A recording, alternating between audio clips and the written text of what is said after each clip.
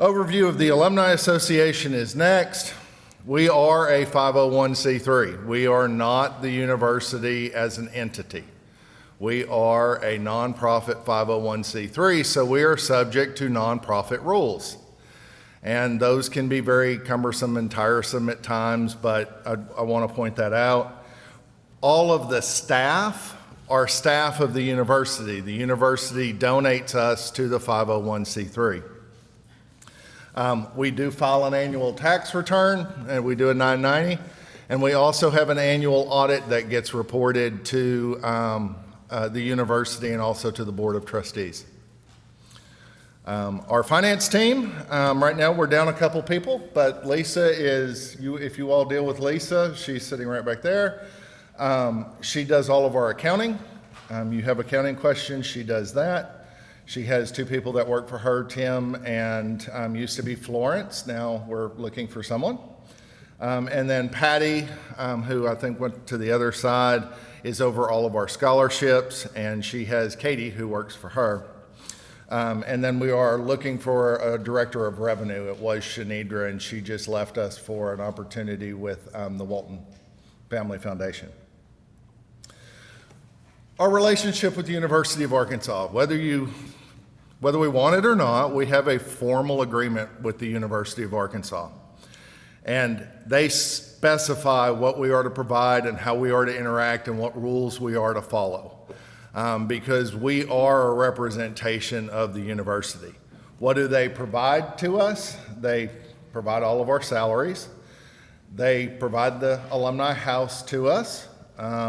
They also do some regular travel, maintenance expenses. They give us a small budget for that. And then we can use the University of Arkansas and university marks and logos.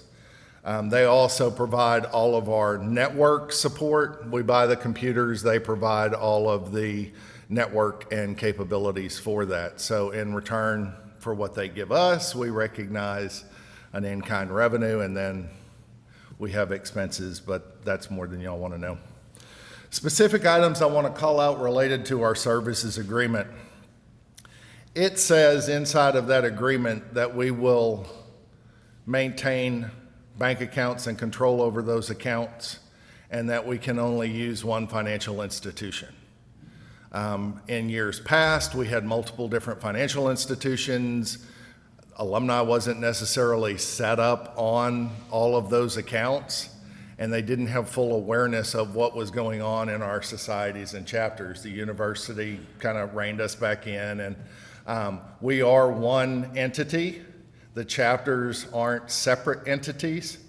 That is different than how the Razorback Foundation is set up. Every Razorback Foundation chapter is their own 501c3. So they are actually much more difficult, in my opinion, to kind of control because of everybody operating in and of themselves. Our affiliate and affinity groups, so our societies, are prohibited from having checking accounts. And the main reason that I can come up with that is those entities are sponsored on campus mostly, and campus doesn't need to have a checking account that isn't inside of the financial institution. So we pay for those directly. So if we have a society expense that we're processing, we pay for that out of our operating funds. We also have to follow university PCI compliance, and our merchant process has to follow their guidance, and their guidance is as tight as anything I've ever seen, and even tighter than what we were as US Bank. So we'll get to why down the road. All of our gifts that are related to scholarship have to be processed through gift services, which leads me to the next slide. Gift services is a division of advancement. They receive gifts in, they do all gift receipting. We do not actually issue any gift receipts from the Alumni Association. So all of our gifts have to be recorded through gift services. And there's lots of stuff there, and y'all can read that sometime. I'm not going to read through all of those. But the main thing I want to point out is when we're talking about scholarship funds, The process for receiving those, if we're doing something that goes to scholarship, is much, much stricter because it has to go through their websites. If it's, we're doing a fundraiser for our chapter, and it's just chapter raising funds, and the chapter may decide to donate some of those funds to their scholarship, we have more flexibility than saying, this is for scholarship and we're going to do it as a scholarship event. Because at that point in time, it has to run through online giving and run through their systems. That clear as mud? Chapter checking accounts. First Security has all of our chapter checking accounts. Online banking, online bill pay. We have a couple chapters that might still have checks, but we are trying to avoid any paper checks anymore. We do online bill pay and debit cards.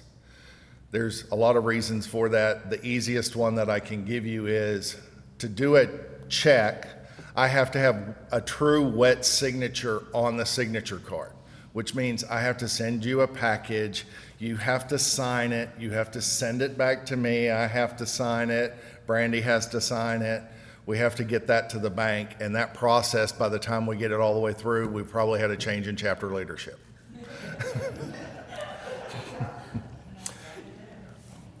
So with our current, or someone moves, right?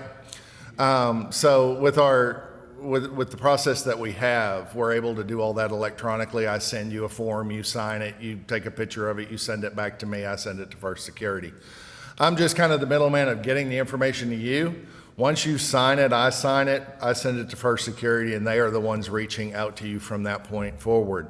I don't want to know your password. I don't want to know your access codes. I don't want to know any of that. I have access to all of the accounts. I can see what's going on, and that's the key for the debit cards and online bill pay. As soon as you put it into the system, it shows up in the account. Writing a check, someone could hold on to that check for 90 days, 2 years. I wouldn't necessarily know it was outstanding, and the reporting requirement is much greater then. But with online bill pay and with debit cards, I see it as it happens, and I can go, hey, or I say I can, like I've ever done that.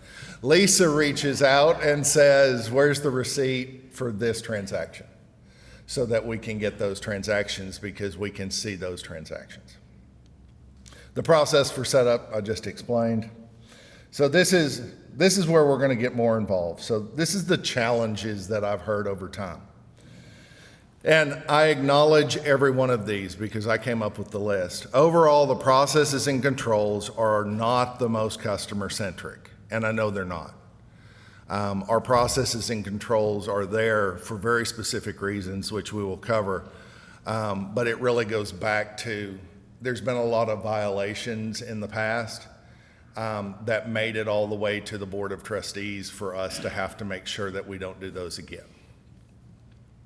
Our policies can be very complex. There are different processes for different types of transactions, even for the same event. So just like the scholarship. Okay, we want to do Art Chalk, which was great. We sell tickets. We do other types of sponsorships, and then we want to have donations for scholarship. Well, 2 of those transactions we can handle and we can process here. But if it's a process that's a direct donation to scholarship, we really need to be running those through even a different credit card number because it needs to go through gift services. So we want to be very careful on how we do things, and we specify that solely so we can meet the expectations of the university, because I don't want to get in trouble, and that's ultimately, I don't want to get in trouble. When comparing to some other organizations related to the U of A, it can be viewed that we have far more rules and regulations, and I'm calling out the Razorback Foundation for this one. Well, they can do, yes, they are structured very differently, and they are not university employees. So there, for an example, raffles, we always have someone come up and say, hey, we want to do a raffle. We want to sell tickets for a raffle. The foundation can do a raffle for whatever. There is a law that state employees cannot be involved in any type of game of chance, period. So all of the Alumni Association are state employees. We're employed by the university. We can't be involved in anything associated with game of chance. And what that means is, well, if I let you do it and you take the deposit and put it in the account, I'm involved then. Right? I've seen it, I'm aware of it, I've been involved in it. So the games of chance aren't something that we can do based on Arkansas's current setup for state employees. So what do? Sell tickets, we can give things away. We can have people buy a ticket to an event and have a drawing at an event, but we can't sell extra tickets to try to have that raffle. Whatever the Razorback Foundation does, that's the Razorback Foundation. I cannot. Yeah, keep coming. Come on. I told you as we go along. Okay, so a raffle. Yep. Two questions. I am not a state employee. Correct. If I had a raffle, just happened to be at our event, and I decided I wanted to donate from that raffle to the capital, Central Arkansas chapter. Are you at our event? Did we allow it to go on? No, you don't know anything about it. If you, honestly, what you do on your own time is up to you. I would, if I find out that it was a raffle, I'll send the money back to you because I really can't be involved. You are.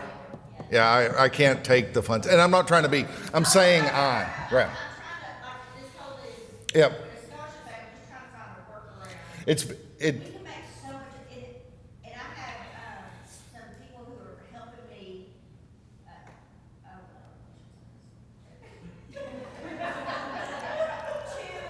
very carefully. that law. Oh, no, absolutely. If that was to change, Of me, yeah. not the person, of course, or not the person.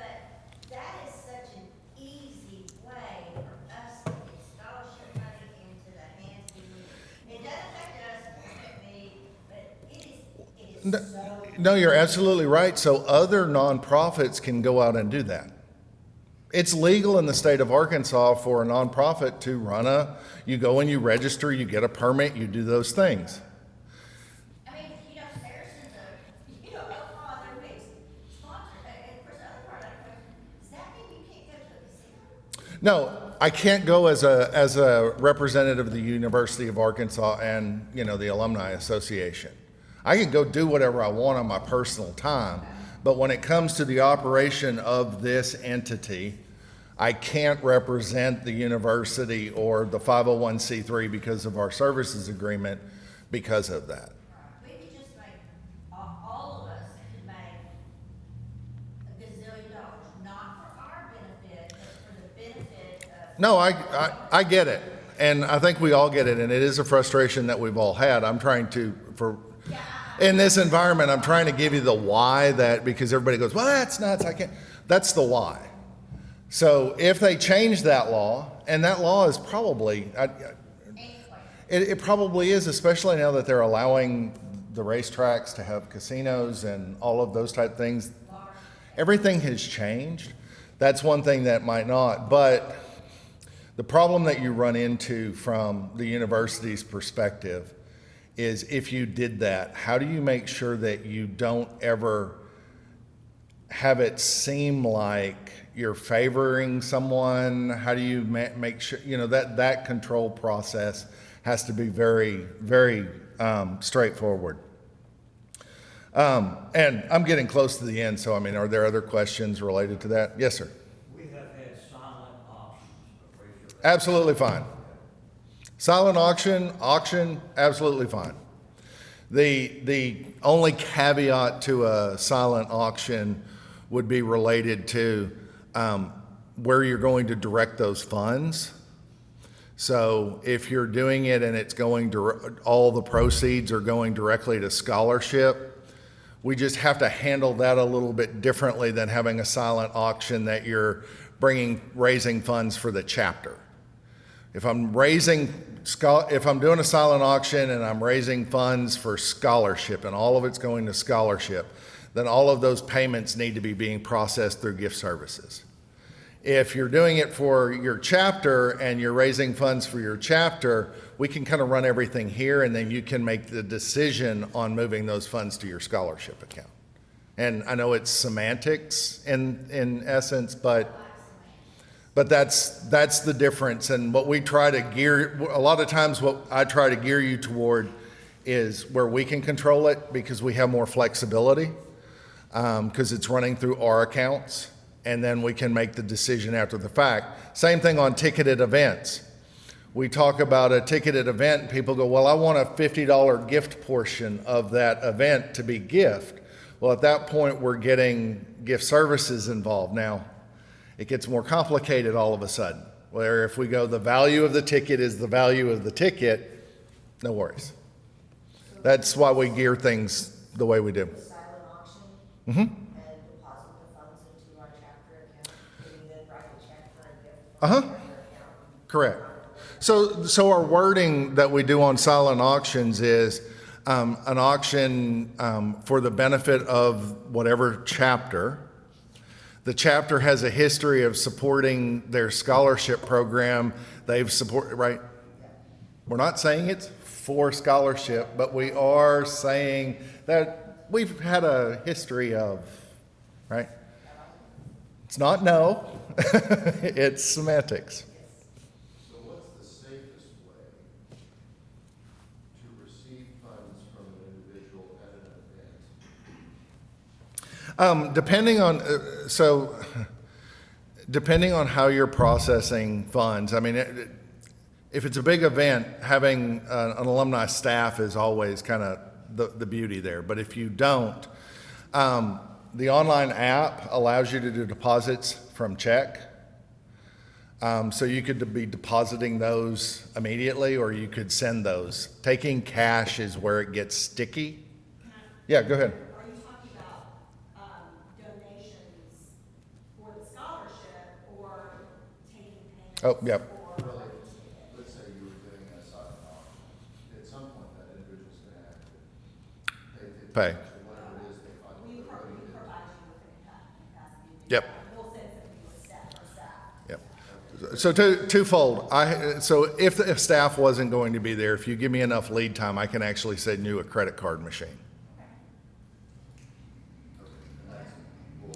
Typically we'll send a staff member and they will tote along the credit card machine, right? If we're doing a big enough silent auction, the other thing that we can do is we do this, our silent auctions that we have online, and we pay for a year of online auction service.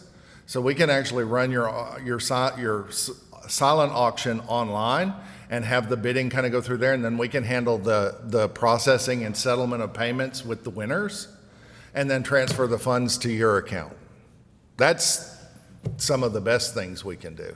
We just did that for Art Chalk. Yeah. Yep. And when it comes down to it, I mean, personally for me, I'm not gonna, $180 is for the controls that we get. That's something that y'all can talk to me and we can work through. I'm gonna charge you. No, I'm kidding. Okay, I have a question. And I understand that we don't take these payment options. What is the reasoning behind it? Is it another law, or is it something that eventually may come? Well, that's an old bullet point that I left up there, and I'm glad you called it out. We can take PayPal. They're working toward Venmo. We don't have everything bulletproof yet, but it was university rule that we couldn't, because Venmo, Swipe, and PayPal were not PCI compliant to the level that our merchant required. So, with that, let's, Follow-up question about that? yes. So this is honestly the first time hearing that PayPal is allowed. Is that something that, like, it's per chapter that we set up? Does it go, like, how does that work? So the PayPal is allowed in the sense that we can take it with our credit card machines. So in the PayPal app, so our credit card machines like Venmo, let me use Venmo, and this is what we're testing. I left it up here because we're still working through that. But in Venmo, what you do is in the Venmo app, it'll give you a QR code. Our credit card machine will read that QR code. And it will run that transaction as a credit card transaction from our perspective. Our merchant will run it. Okay, so specifically through the credit card reader, not like, hey, you can send your money to this PayPal account. Okay, gotcha. The main problem with Venmo, PayPal, and those entities is it doesn't have the ability for pullback and callback. Once you send money through Venmo, it is gone. And the university and our PCI compliance don't ever want to be in a situation where if someone inadvertently sent money, that we can't send it back. That's why they are really adamant about that. We want to follow the protocols and the requirements of our merchant agreements. Correct. Which technically, and the credit card rules are long and I don't ever want to claim to be an expert. But if you pay for something on a credit card, merchants aren't supposed to then turn around and send you a check back. A lot of merchant agreements do not allow. You're supposed to give the repayment back on the card that it was charged on. Because what's going to happen? You're going to send the check back, and I'm going to turn around and I'm going to cancel the transaction and dispute the charge. Yes, I can help there. Yep. Check, I'll pay that. So why all the rules? PCI compliance. So for an example, Target had a data breach of 40 million customers' data that was impacted. The cost to Target at this point is over $300 million that they've had to fund because of that data breach. Hilton Hotels, the restaurant, bars, and gift shops machines were compromised. The fine from New York and Vermont, they settled on at $700,000. Non-PCI compliance charges can be anywhere from $5,000 to $500,000. So what happens if the university was found to be in non-compliance of their PCI process? The merchant could decide to suspend them from being able to be a merchant, which means tuitions couldn't be taken by credit card, which is roughly half tuition. And it all comes down to the bottom item, right? One failure of that transaction ends up, it would look bad for us, but it would look bad for the university. It's a reputation thing. Next one. Nope, too far. Thank you. So why all the rules? For gift receipting, if we don't gift receipt properly, we could lose our nonprofit status. We could receive fines from the state. We could be sued, and again, the university looks bad. Raffles and pay to play, we've already talked about. Those are restrictions on us. There was a comment earlier, and I want to make sure and bring this one up. One of the questions was related to, and this has nothing to do with this is something else. The Alumni Association has set up its first online store. We now have an Alumni Association store. It is the same entity that runs the store for the Razorback store. So what we're working on is coming up with more alumni branded product, not just hog product, but alumni branded product. There's a t-shirt coming that will have the alumni logo on the front and the hog on the back. There's a t-shirt coming, alumni logo on the front, senior walk on the back, Old Main on the back. We're working on developing a solely specific alumni product. With that, as the store grows, we're going to be able to brand things with chapter and society names. So we might have a golf shirt that has the alumni logo on it, and you can then have a drop down of what chapter you want printed on your shirt on the website, and people can buy that. And we'll get into all of that. But we've got to develop it. We've got to see how it works. This is a new test. That's the long-range kind of plan. We do not have the store. We do not have the inventory. We're prohibited from doing that as a 501c3, but we can set it up as a commission or royalty base.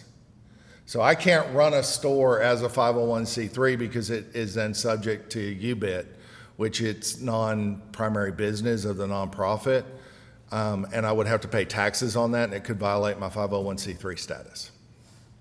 But having them run the store and pay me a commission on what's sold allows us to offer that. The caveat to that is there is an exclusivity with Die Hard Fan Supply. So anytime we're going to sell any type of product that is similar to what they sell, we have to go through them.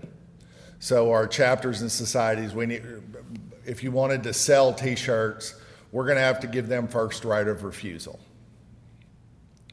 But I think the trade-offs will actually be beneficial because then it'll be for everybody, right? If they do it and they sell it, everybody will be able to see it and they can fulfill it. And then on top of that, where I'm hoping is that our membership fulfillment, instead of a sticker, well, we'll still get the stickers, but instead of, oh, hey, sign up today and get a free t-shirt, we'll be able to give you a credit to our online store. Yes? I know, like, the bar shop wants to do t-shirts next year. Mhm. Does Die Hard, will They design them. they design? They have their own design group. What their vision would be for the racetrack? Hang on, wait. Here is the benefit for why we're going the route we're going and why we partnered with Die Hard. They run the Razorback store. We're running with the same people. They know the same process. I can't promise anything. We are putting alumni logo on things with the hog. It's just trying to find how they go, where they go. We're going through that approval process. We're learning. This is new. Will it be in place by The store is already up and running right now. The product, I'm hoping the product will be here by fall. We wanted to have the store up and running before, so it started July 1. We wanted the store up and running before we moved into the fall, but we really want to have the product rolling. Supply chain is the issue. The supply chain ends up kind of dragging everything out. So we're hoping by late fall, Christmas time, we'll have the alumni products for sale. There are a few things out there, but it's probably stuff you've seen before. So with the chapter shirts, I know you said you're hoping at some point that there may be some gear that can be customized for a chapter. If we currently have a design, I know this may not be something that's been processed yet, but if we currently have a design, would that have to be reapproved or is it just for anything new? I believe all processes every year have to kind of be reapproved and go through that reapproval process. Anytime you design something, anything. Yeah, and ours were approved. I didn't know if it would just have to be reapproved. Yeah, there's a stale date on everything, and there's a good accounting time for you, right? An existing design, okay. Existing approved design. Right. Does it, so what is the rule there with? We're gonna have to specifically get that one. But if we have it previously approved, I think we'll be able to go to Die Hard Fan Supply and say, hey, this one's already been approved. Can you all print it? And start offering it on their site. There will be a lead time. We can look into those specifically. So also related to that, is there going to be exclusivity? Because our current design was designed by Be Unlimited. So is the expectation that we move? We're gonna have to find another design, yeah. Okay. We can't take Be Unlimited's designs. They own those. There is exclusivity in the sense that we can't keep printing with Be Unlimited. They do work with Be Unlimited. Okay. Die Hard does use Be Unlimited as a vendor. Okay. So we can have those discussions. And those are definitely discussions we want to have. Hey, this was a Be Unlimited. Is there something we can work out here or do we need to redesign it? And I'm open to those discussions, absolutely. As this process rolls out, at what point is now when we need to start drawing that line and say, anything that we get reprinted, we need to start talking? If you want to sell it. you need to be talking with us. If you want to sell it, if you want to give it away, we have we're a little more flexible there, right? But I have an exclusivity contract. The Alumni Association has an exclusivity contract with Die Hard Fan Supply. So does Razorback. Right? A little bit down the weeds though, so how would an individual chapter on a specific product, so it creates its own SKU in their system, and then how does that money just kind of pass back to? We gotta work through all that, but again, we've sold 2 things and I bought one of them.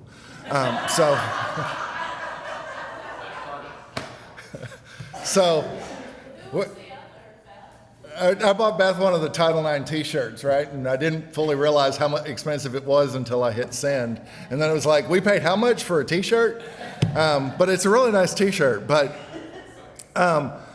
what I'm suspecting is I'm going to get a report on commissions and sales and kind of what was sold. And then I'll be able to allocate based on that report, potentially the commission and what went to different chapters or was funds for us. Sometimes I'll say that's the whole discussion about what we're using as fundraising mechanisms. Sure. And tomorrow we'll have more discussion on this too in the fundraising, because I think if we can really drive traffic to the store, and they have some expectations on us over the first year because it is a test of viability. If we don't get any traffic, then it probably isn't going to continue. But if we can really get traffic and kind of prove that it's a viable product and they're seeing return on that, then we can really start developing even more product and really get into the design side of things. Yeah, the store is up. It's running. Go to the alumni website. There's a shop. Click on it. I've always wished we could get alumni branded shirts and stuff, so I'm excited. Yeah, I don't have them. Get with me at some point, and I'll show you some of the design elements of the first round of T-shirts. They're actually kind of cool. I think my next slide is, so the other thing that was questioned. So you made a comment somewhere in there that I thought of something and now I've lost it. That's one of the problems of getting older, right? I had a thought of, hey, I need to talk about that, and now it's gone. No,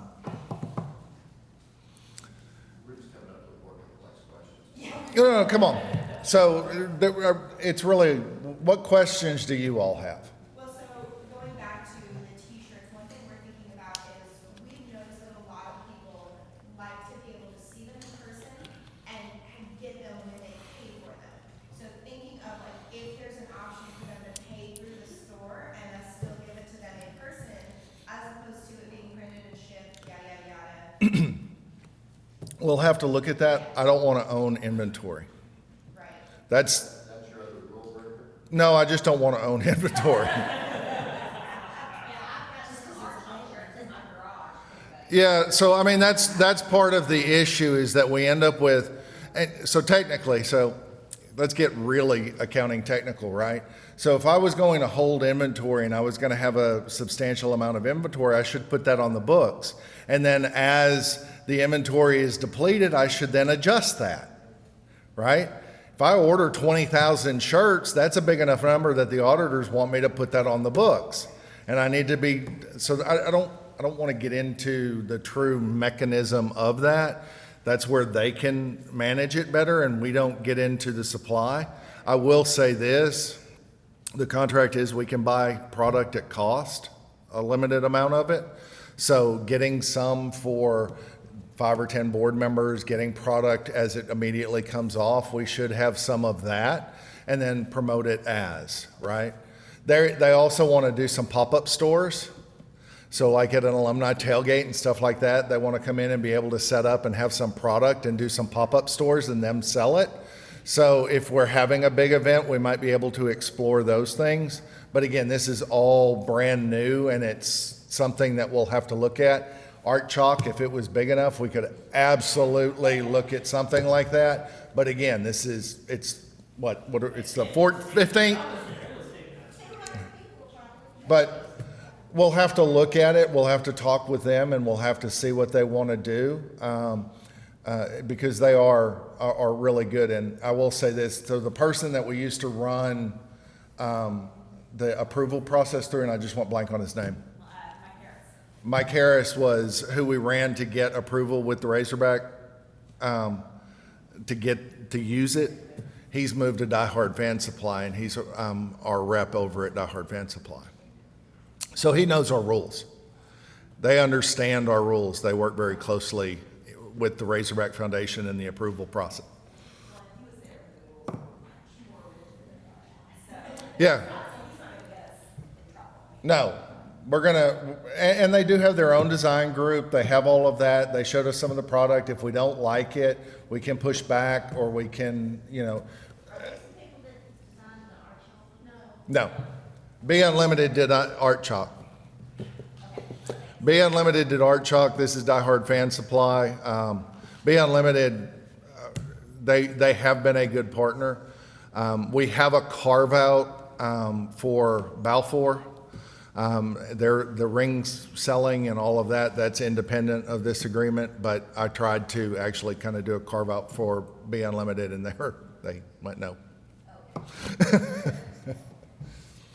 is a cool t-shirt, and it is a nice price tag on it. Yes, it is, isn't it?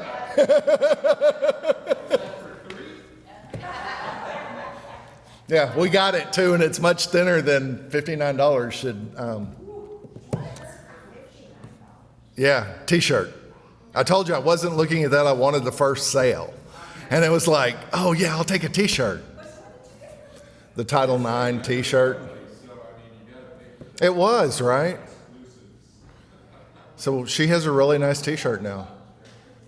So that's interesting, members only piece. Yep. So, Well, it's members only of Title IX. So it really is, it's a women's based, and that's one of the things we will do, is we will make sure that there is a certain percentage that is men's, a certain percentage that is women's product, a certain percentage that is non-apparel with alumni logo on it. I guess that's the other. And they are kind of a print on demand. So, so they have the blank stock, and then they print it as you order it. But I mean, that t-shirt showed up within 3 or 4 days. Or $60. But I got the first sale on the website. Is that exclusive for members of the Arkansas Alumni? No. Right now, we don't have any of that. And to be honest with you, the product that we design and put out there won't necessarily be exclusive to us. They said it's too hard for them to control that exclusivity. Like, some of our product could end up showing over in the Razorback store or through another site. So we'll get what comes through our site, but some of that might filter over there, just like some of the Razorback stuff we can sell on our site. Right now, all the product that's listed is also probably stuff that you could go into the Razorback store and find. Will membership be required to get into our site? No. Now, can I give a member discount? Particularly at $60. Can I didn't get one. Can I give a member discount? Yes, that's in plan. Can I give new members, instead of having to manage the appeal process and fulfillment of that appeal process, just a code to go get $20 off at the alumni store? Or here, you get this free gift with a purchase, and it'd be a nicer gift? I can do those things, and we're working through all that, and I'll have more information as we come along on that. But again, we're 15 days into this. This is brand new. Is there gonna be a link in the alumni app? There is. Or there is one?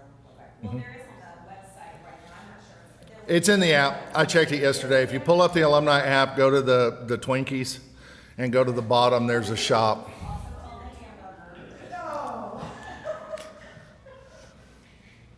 The 3 dots are Twinkies. Sorry. The 3 dots are Twinkies. The stacked things are hamburgers. There's a shop. in your scroll. Again, brand new. There's a lot of things on that, because I can see everything from a branded shirt that has to do with a class graduating. Correct. That actually help tie people back. Correct. And we've never had the opportunity. Everybody loves our senior walk t-shirts. They love them. There's never been a place you could buy it before. And guess what? You're going to have them. There's going to be a senior walk t-shirt.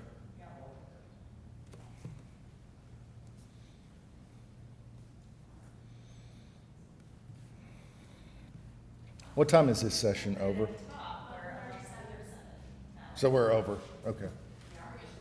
No, I was going to try to pull up yeah, I'm fine. I was going to try to pull up the, you don't have them. It's in my email and it's complicated, and I'll show anybody the drafts of the t-shirt if they want to see them here in a minute. And with that, you get a break. We're going to